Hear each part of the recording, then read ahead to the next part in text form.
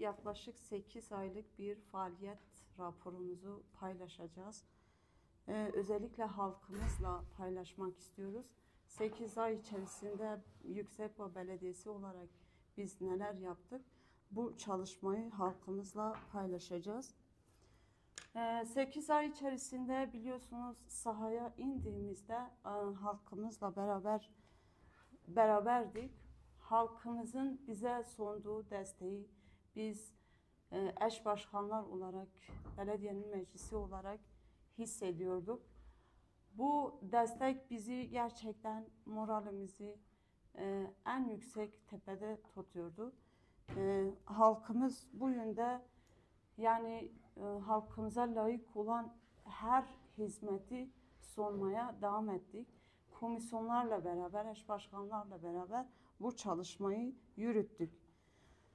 Bilindiğiniz gibi şu an belediye bünyemizde biliyorsunuz belki 8 yıldır hani bütün birimler erkekti ama biz kadın birimini de açtık.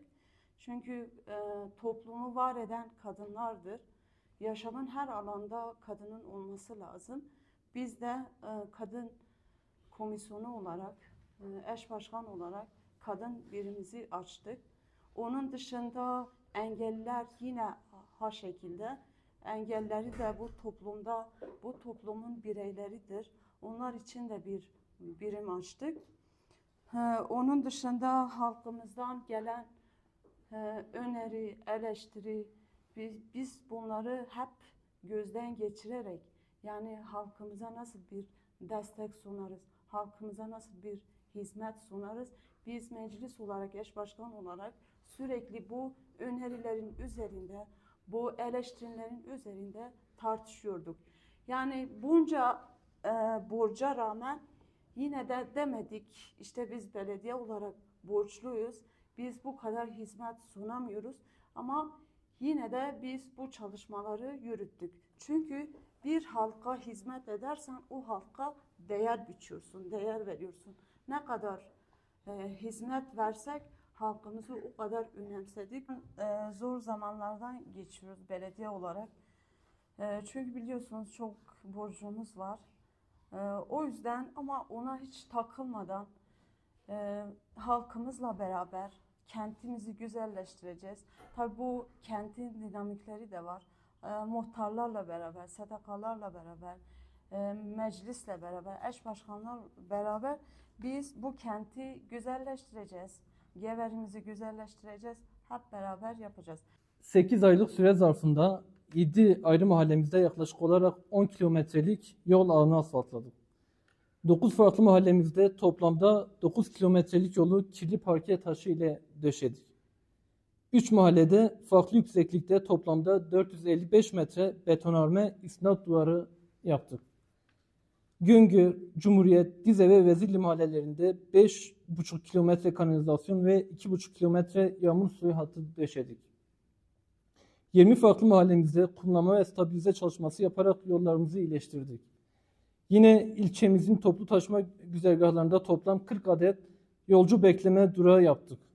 500 öğrencimizin kaydolduğu ücretsiz futbol yaz okulu açtık. Yine Yüksekova Belediye Spor Kulübü'nü açtık.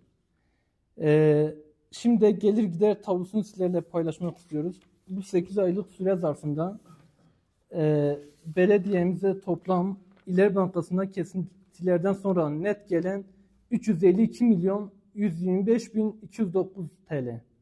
Yine belediyenin öz geliri olarak 36 milyon 218.797 TL öz gelirlerden gelmiştir. Şu an itibariyle belediyemizin toplam borcu 1 milyon 942.899 TL'dir. Yani bugün itibariyle Yüksekova Belediyesi'nin borcu. Bunun 471 milyon 115.232'si ana para, 538 milyon 827.660 TL de faiz. Yani faiz ana paradan daha fazla şu an. Yine bugün itibariyle şu an belediyemizin kasasında toplam 3 milyon 875.925 TL bulunmaktadır. Yani bizler daha görev başlamadan önce de halkımıza söylemiştik. Yani şeffaflık geri bunları peyderpey bu rakamları halkımızla paylaşmaya devam edeceğiz. 2025 yılıyla beraber daha planlı, daha düzenli çalışmalarımızı gerçekleştireceğiz. Kış aylarında planlamalarımızı gerçekleştireceğiz. Bahar aylarıyla beraber faaliyete geçireceğiz inşallah. Yine gelecek senede asfalt plantı kurmayı düşünüyoruz. İnşallah onu da bahar aylarında gerçekleştireceğiz.